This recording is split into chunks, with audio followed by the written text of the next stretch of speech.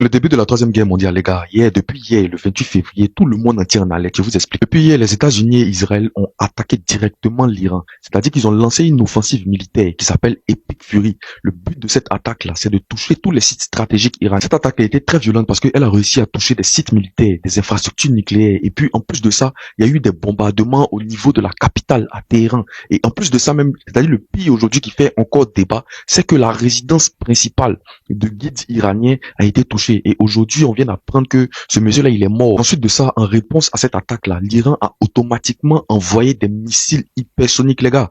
On a vu des missiles même qui n'ont jamais été utilisés en temps de guerre. Actuellement, l'Iran a bombardé tout le Golfe. C'est-à-dire que tous les endroits où il y a les bases militaires américaines, l'Iran a bombardé, que ce soit Dubaï, Qatar ou Koweït. L'Iran est actuellement en train de faire très mal. Cette situation est très effrayante parce qu'on se pose la question, est-ce que c'est vraiment le début de la troisième guerre mondiale? Mais franchement, les gars, moi, je pense qu'on est très loin de là. Mais franchement, on sent qu'il y a une escalade de violence très rapide qui est en train de s'effectuer actuellement. Toute cette histoire fait tellement peur qu'on se pose la question réellement, est-ce que la sécurité existe? C'est-à-dire que nous, êtres humains, là, le droit de l'être humain existe réellement? Parce que si un matin, des individus se lèvent comme ça, disent que ton pays ne leur plaît pas, ils vont se lever, ils vont partir bombarder ou bien tuer ton président. Tranquillement, qu'on se rende compte que le monde dans lequel on est aujourd'hui, là, c'est la loi du plus fort. C'est la loi du plus fort. C'est maintenant on comprend le chaos de l'Afrique. C'est maintenant on comprend que l'Afrique, là, l'Afrique seulement, on est fort seulement que dans la grande gueule. Vous voyez qu'il y a actuellement la guerre qui est actuellement en Iran. C'est la guerre mondiale. Cette guerre qu'on voit actuellement, c'est pas une guerre de Kalash, c'est pas une guerre de mitraille. Non. C'est une guerre numérique. C'est une guerre qui est au ciel. C'est pas des guerres, non. C'est pas des guerres au niveau africain. Non. L'Afrique n'est pas encore sur ce niveau-là. C'est encore dans 200 ans que l'Afrique pourrait être apte à affronter, à tenir une guerre pareille seulement 10 minutes. Vous voyez seulement 10 parce qu'en une minute, les gens envoient au moins 40 missiles à 100 missiles. Quels pays africains peuvent envoyer actuellement 100 missiles, 200 missiles à la minute? Il n'y a pas. Donc l'Afrique actuellement, on est qu'à rester dans nos grains. Nous sommes un continent de gueulards. Un continent, on dit qu'on est fort. L'Afrique, berceau de l'humanité, c'est que la grande gueule. On nous a toujours dit ça pour nous berner, pour nous dire, faire croire que nous sommes forts. Mais en réalité, on est des bons à rien. Il faut dire la vérité. On est seulement forts à gueuler. Racisme, xénophobie, tout ce qu'on sait faire, c'est ça. Il y a quoi à nous? Actuellement, là, c'est une guerre qui se passe au ciel. C'est comme si les étoiles sont en guerre. C'est Grisio. Restez là. Alors, la question que tout le monde se pose aujourd'hui après l'élimination du guide iranien, que son âme repose en paix encore, c'est pourquoi la Russie ferme les yeux. Pourquoi le tonton de la Corée, papa dans gros pantalon, ne dit rien.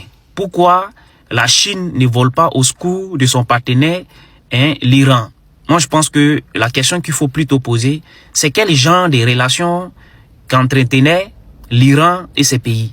C'est quel genre de coopération qu'entretenait l'Iran et ses pays? Quel genre d'accords qu'ils ont signé? Parce que si l'Iran n'a pas signé un accord de défense intérieure, c'est-à-dire, lorsqu'on m'attaque dans mon pays, la Corée doit voler à Moscou ou bien la Russie doit voler à Moscou. Tant que l'Iran n'a pas signé ce genre d'accord-là, je ne pense pas que la Russie peut s'élever ou bien la Chine peut s'élever pour venir en tout cas voler au secours de l'Iran.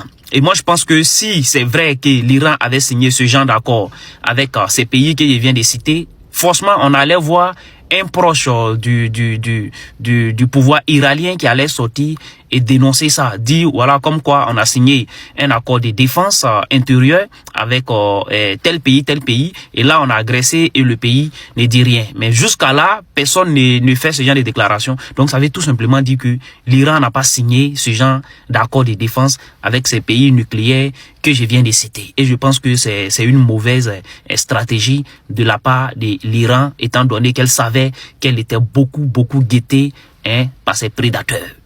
Vous tous, vous savez qui est ce monsieur? Nous on l'appelle dans nos groupes ici Captain America. Pour tous ceux qui me suivent, ils savent très bien que c'est Captain America qui est là. Il a regardé les films de Black Panther, il a regardé les films de Rambo. Ça lui est passé par la tête d'autrement, il se voit en tant que le commandant du monde, celui qui met la loi dans tout le monde entier. Donc il s'est levé, il a fait son association, ils sont partis directement attaquer Iran. Dans le mois de carême, dans un mois appelé mois de carême, là où les gens sont en carême, lui il va attaquer ces pays-là. Et il les a pris en tas. Donc comme il les a pris maintenant en tas, on dit le guide de l'Iran a perdu la vie dans ces attaques. Bon, moi je vois beaucoup d'hommes se réjouir, je vois d'autres parler. Mais c'est que les gars les oublient là. Est-ce que le vrai danger là, c'est le guide là? C'est la question qu'on doit se poser. Parce qu'il peut être que le guide là n'est pas le vrai danger. C'est que beaucoup d'hommes ne savent pas. En tout cas, on ne sait pas. Vous savez, c'est une guerre politique. Les gars peuvent dire qu'il est mort juste pour le mettre de côté, pour ne pas que non, on l'attaque, ou bien il peut être vraiment mort. Mais s'il est vraiment mort là, est-ce que ça va arranger? Est-ce qu'on sait qui va venir derrière? Parce que c'est ce qu'ils ont fait ici au temps de Corée du Nord. Ils ont dit non, que le guide de Corée du Nord, qu'il a perdu la vie, le deuxième qui va venir, peut-être il serait bon. C'est là Kim Jong-un a apparu. Donc, c'est lui qui a perdu la vie actuellement là. Est-ce que lui qui est assis derrière, qui va prendre sa position là, est-ce que c'est un Moro qui a tous ses sens? C'est la question qu'on doit se poser. On doit se poser cette question pour savoir, est-ce que celui qui va venir prendre la place du guide qui a perdu la vie là, est-ce que c'est un Moro qui est tranquille? Parce qu'en esprit, il peut avoir des révolutionnaires derrière. Eh oui. Peut-être c'est le guide là même qui cherche à calmer le jeu, qui cherche à dire non, on a qu'à aller doucement, on a qu'à lancer 200 missiles. Attends, il y a un qui va dire quelque part là-bas, lançons 4000 missiles en même temps. Mais le guide va dire lançons 200. Attends, le guide a dit non, on a qu'à lancer quelques bombes. Il y a un qui a dit on a qu'à lancer tout stock de bombes en même temps. On ne sait pas qui est le derrière. On ne sait pas. Parce que sur la tête là, ça brûle. Je vois certains plaisantins dire non. Que les gars peuvent rien créer, je sais pas, l'Amérique est plus en forme, l'Amérique a des armées, l'Amérique... Attends, les gars, vous savez que non, pour pouvoir appuyer sur le bouton qui lance les bombes là, il faut qu'on te donne le temps d'aller appuyer. Ça veut dire que tu peux avoir un pistolet sur quelqu'un, et puis la personne peut avoir un couteau. Mais si la personne a su manier son couteau, et qu'il t'a piqué là où il ne devait pas te piquer, puis il a reçu un coin, c'est-à-dire de ton organisme, là où ça t'a mis KO un coup là. Est-ce que tu pourrais utiliser ton pistolet que tu avais? Attends, au début, tu avais l'avantage. C'est ça qui est dans la réalité d'aujourd'hui. Vous ne réfléchissez pas, vous avez le problème. Parce qu'actuellement, vous tous pensez que non, les États-Unis, ils sont en forme, ils ont l'armée d'après vous puissante, tout. Mais est-ce que les États-Unis auront le temps d'aller appuyer pour pouvoir utiliser l'armée là? Parce que pour utiliser ce que tu as de fort, il faut l'appuyer. Mais est-ce que tu auras le temps de te lever pour aller appuyer? Question.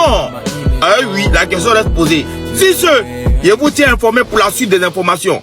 On est ensemble pour c'est dans mon tube pour vous servir. Toujours. AES4, Babo 2025.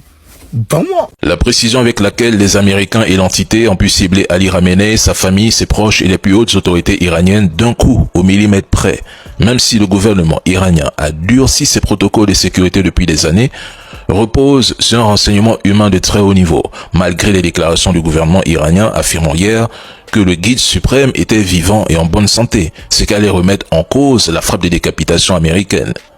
Je pense que la CIA, le Mossad, ont infiltré profondément les cercles les plus intimes du pouvoir iranien, recevant des informations détaillées sur les agendas officiels, les réunions exceptionnelles, les lieux de repli sécurisés et même les déplacements familiaux. Je le dis parce que pendant la guerre des 12 jours, les États-Unis connaissaient déjà les emplacements du guide suprême iranien. Donald Trump lui-même l'annonçait publiquement.